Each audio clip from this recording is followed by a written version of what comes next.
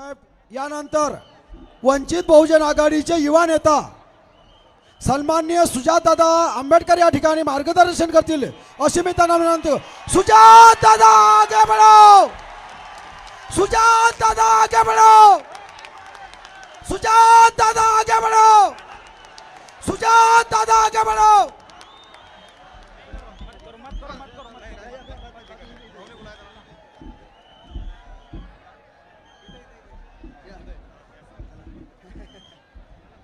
भगवान तथागत गौतम बुद्ध, विश्वरत्न डॉक्टर बाबासाहेब आंबेडकर, छत्रपती शिवाजी महाराज, महात्मा ज्योतिबा फुले, सावित्रीमाई फुले, छत्रपती शाहू महाराज, साहित्यरत्न अण्णाभाऊ साठे,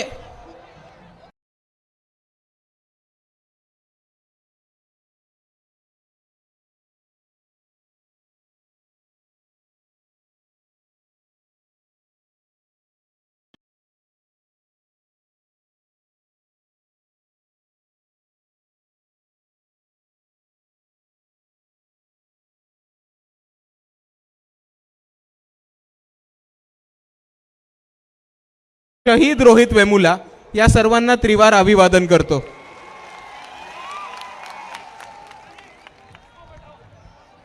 वंचित बहुजन आघाडीचे राष्ट्रीय नेते ॲडव्होकेट बाळासाहेब आंबेडकर, आजच्या सभेचे अध्यक्ष पी.जी. वानकडे साहेब,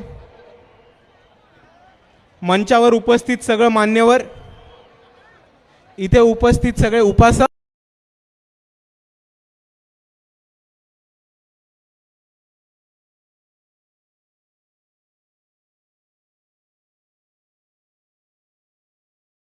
शिक्षण आणि शिका संघटित व्हा संघर्ष करा मधला पहिली जी पायरी होती, पहिला जो स्टेप होता तो इकडच्या मनुवाद्यांना बंद करायचा, हे आपण आज समजून घेऊयात.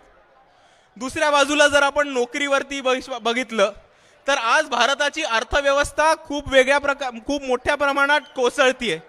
इकडची अर्थव्यवस्था डळमळ केली आहे या मोदी आणि शहाच्या अर्थशास्त्राच्या डिपार्टमेंटनी आणि फायनान्स मिनिस्टरांनी.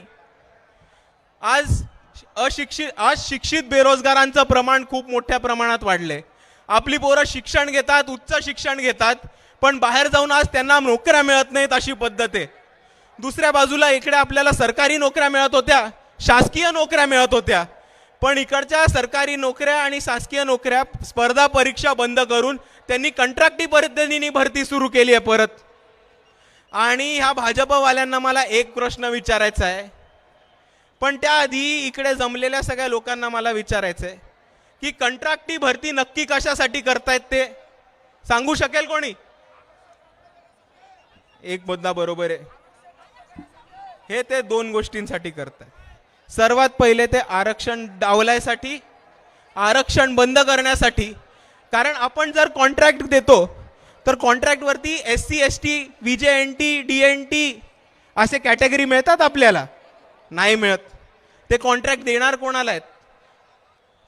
इकडच्या खासदाराच्या नातवाला, इकडच्या आमदाराच्या पोऱ्याला, अजित पवारांच्या सगळ्या सालगड्यांना आणि स्वतःचे आर्थिक हितसंबंध वाचवणाऱ्या सगळ्या लोकांना.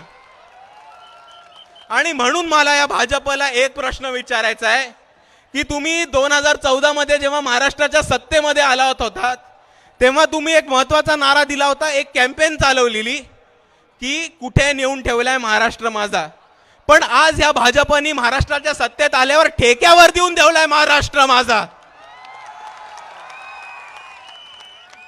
आणि इकडे जितके पण पोलीस प्रशासनाची लोक आहेत, अधिकारी आहेत, जे अधिकारी नाही आहेत ते लपून ऐकतायत ते अधिकारी आहेत, त्या अधिकाऱ्यांना मला एक प्रश्न विचारायचा आहे की आपण सर्व आपली बॅकग्राऊंड का विसरताय?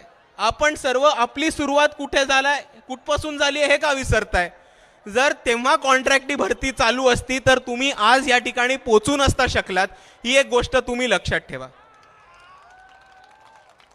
दुसऱ्या बाजूला आपण एक समजून घेऊयात की 2019 पासून या लोकांनी महाराष्ट्राचं राजकारण बरंचसं गढूळ करून ठेवलंय. आणि 2019 नंतर कोणता नेता कोणाबरोबर आहे, कोणता गट कोणाबरोबर आहे, कोणता माणूस कोणत्या पक्षात आहे हेच कळेना आपल्याला.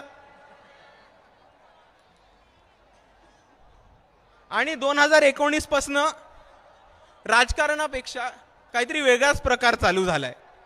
पण एक पॉलिटिकल सायन्सचा विद्यार्थी म्हणून, एक राज्यशास्त्राचा विद्यार्थी म्हणून मला एक गोष्ट ठामपणाने यांना सांगायची आहे, ती म्हणजे आपण सत्तेसाठी कितीही ओलांट्या उड्या मारा, तुम्ही काही करा, पण ह्या तरुणांचा, या युवकांचा, इकडच्या विद्यार्थ्यांचा फक्त लोकशाहीवरचा विश्वासघात नका करू. कारण प्रत्येक नेत्याला ती एक नैतिक जबाबदारी आहे की आपण लोकशाही टिकवून ठेवली पाहिजे आणि प्रत्येक माणसाला मतदानाचा अधिकार आणि महत्त्व समजून टाकला पाहिजे, तो कोणत्याही पक्षाचा असो, तो कोणत्याही विचारधारेचा असो. पण 2019 पासून नक्की झालं काय? 2019 नंतर खऱ्या अर्थाने राजकारण बंद करून एक क्रिकेटची मॅचच सुरू झाली असं मला वाटतं. कारण 2019 मध्ये जेव्हा इकडची महाविकास आघाडी सत्तेत आली तेव्हा माननीय शरद पवारजींनी एक वक्तव्य केलं होतं की माझ्या गुगलीवरती हे सगळे आउट झाले. त्याच्यावरती माजी मुख्यमंत्री देवेंद्र फडणवीस जी येऊन म्हणाले की नाही, मला गुगलीवरती बरोबर खेळता येतं, खरा गुगली तर मीच टाकला होता. मग शरद पवार साहेब म्हणतात की नाही, यांना तर खऱ्या अर्थाने माझा गुगली कळलाच नव्हता. मग फडणवीस जी येऊन म्हणतात नाही, मी यांच्या गुगली बरोबर खेळलेलो, खरा गुगली माझा होता. मग त्याच्यानंतर पवार साहेब म्हणतात की मी इतके वर्ष ICC आणि BCCIचा अध्यक्ष राहिलोय, इकडच्या माणसांनी मला क्रिकेट खेळणं शिकू नये. मग त्याच्यानंतर देवेंद्र फडणवीस जी येऊन म्हणतात की पवार साहेबांच्या गुगलीनी त्यांचाच माणूस आउट झाला. मला ह्या दोघां महान नेत्यांना, ज्येष्ठ नेत्यांना एक विनंती करायची आहे की रोहितदादा पवारांकडे महाराष्ट्र क्रिकेट असोसिएशन आहे आणि त्या अमित शहाच्या कार्ट्याकडे BCCI आहे. तर आपण ह्या दोघांना विनंती केली तर हे दोघं आपल्याला महाराष्ट्रामधलं किंवा भारतामधलं कुठलंही क्रिकेटचं स्टेडियम उपलब्ध करून देतील. आपण तिकडे जाऊन मोकार बॅट बॉल खेळत बसा, या महाराष्ट्राच्या जनतेशी घेऊ नका फक्त. आणि आज आपल्या सर्वांना या सगळ्या परिस्थितीमधनं उठायचं असेल, या सगळ्या परिस्थितीवरती आवाज उठवायचा असेल आणि आपल्या हक्काचं एक सरकार बसवायचं असेल तर आपल्या सर्वांसमोर एकच पर्याय, तो पर्याय म्हणजे वंचित बहुजन आघाडी. आणि आज मी एक गोष्ट सांगतो की ह्या वंचित बहुजन आघाडीच्या कार्यकर्त्यांनी एक ठराव केलाय की जर कोणी मनुवादी, धारकरी, संघी, भाजपचा चिल्लर कार्यकर्ता, भाजपचा मोठा कार्यकर्ता, नागपूरचा अर्धी चड्डीवाला इकडच्या वंचितांच्या विकासासमोर आला, जर इकडच्या वंचितांच्या विकासासमोर आडवा आला तर इकडचे वंचित बहुजन आघाडीचे कार्यकर्ते त्याला आडवा करण्याशिवाय राहणार नाहीत, एवढं मी तुमच्या समोर सांगतो.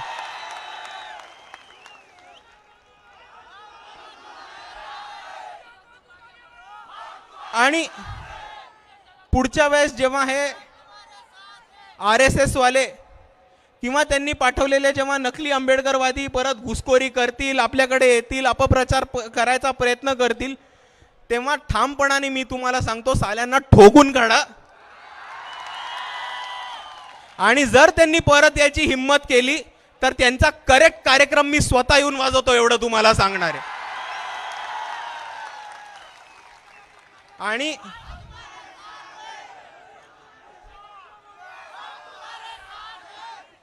आणि आपल्याला आपल्या समोर समस्या अनेक आहेत, आपल्या समोर शत्रू अनेक आहेत, आपल्या समोर दुश्मन पण अनेक आहेत. मागच्या निवडणुकीत आपण एवढा मोठा प्रचार उभा केला, इतक्या लोकांना जोडलं, इतका मोठा जनसमुदाय उभा केला, पण मागणं कोणतरी पिन मारायला बरोबर येऊनच जातं. मागच्या वेळेस लोकांनी येऊन काय अपप्रचार केला की वंचित बहुजन आघाडी बी टीम आहे. ऐकलं असेल, आपण ऐकलंय की नाही? तर ह्या लोकांना मला दोन प्रश्न विचारायचे आहेत की नक्की असं काय केलंय आम्ही की तुम्ही आम्हाला कोणाची तरी बी टीम म्हणून राहिलात? तुमच्याकडे पुरावा आहे का हे सांगा. नसेल तरी आम्हाला हे सांगा की आम्ही नक्की केलंय काय. तर आपण हे केलंय की इकडच्या प्रस्थापितांना, इकडच्या मुसलमानांनी, दलितांनी, आदिवासींनी, बहुजनांनी आणि तमाम वंचित समूहांनी सत्तेत जायलाच नकोय, म्हणून जेव्हा केव्हा आपलं एक ताकद उभी राहते ते येऊन मागणं पिन फोडण्याचं काम करतात. ही गोष्ट आपण लक्षात ठेवूयात. आणि दुसरी गोष्ट जी मला म्हणायची आहे ती या नेत्यांना नाही, कारण हे नेते ईडीच्या भीतीने, स्वतःची सत्ता टिकवायला, स्वतःचे साखर कारखाने टिकवायला, स्वतःच्या शिक्षण संस्था टिकवायला आणि स्वतःची मालमत्ता टिकवायला, स्वतःच्या पोराला जेलमध्ये जाण्यापासून थांबवायला कुठल्याही बाजूला कोल्यांट्या उड्या मारतील. ते कुठल्याही पक्षात जाऊन बसतील, ते त्यांना करू देत. पण मला दुसरा प्रश्न विचारायचा आहे की त्यांच्या कार्यकर्त्यांना ज्यांची मला खरंच दया येते आणि कीव येते, ती म्हणजे तुम्ही अख्खा इलेक्शनभर बोंबलत बसलात की वंचित बी टीम आहे, वंचित बी टीम आहे, वंचित बी टीम आहे. पण ज्याच्या सांगण्यावरनं तुम्ही हे केलं तो माणूस अर्धा पक्ष घेऊन जाऊन भाजपमध्ये बसलाय, त्याचं काय करणार आहात आज? आणि जाता जाता मला नुसता एक सांगायचंय, जाता जाता मला नुसती एक गोष्ट मांडायची आपल्या समोर की आज भाजप विरुद्ध वेगवेगळ्या ताकदी उभ्या राहत आहेत, वेगवेगळे फ्रंट उभे राहत आहेत आणि ते चांगली गोष्ट आहे, ते व्हायलाच पाहिजे. कोणीतरी भाजपला हरवून त्यांचा माज उतरवणं अतिशय गरजेचं आहे.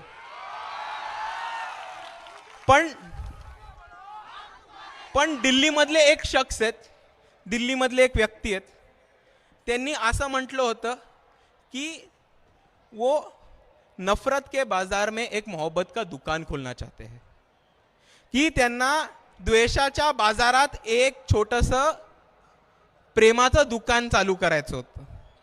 मला एक गोष्ट कळत नाही पण की एवढ्या मोठ्या द्वेषाच्या बाजारामध्ये तुम्ही एक छोटंसं दुकान उघडून काय करणार आहात?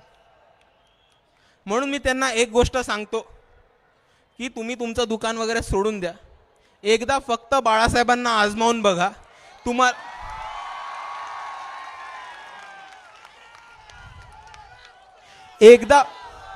एकदा फक्त बाळासाहेबांना तुम्ही आजमावून बघा, दुकान बिकान सोडा, भाजपचा अख्खा बाजार उठवू. एवढं म्हणून मी माझे 2 शब्द थांबवतो. जय भीम, जय भारत, नमो बुद्धाय.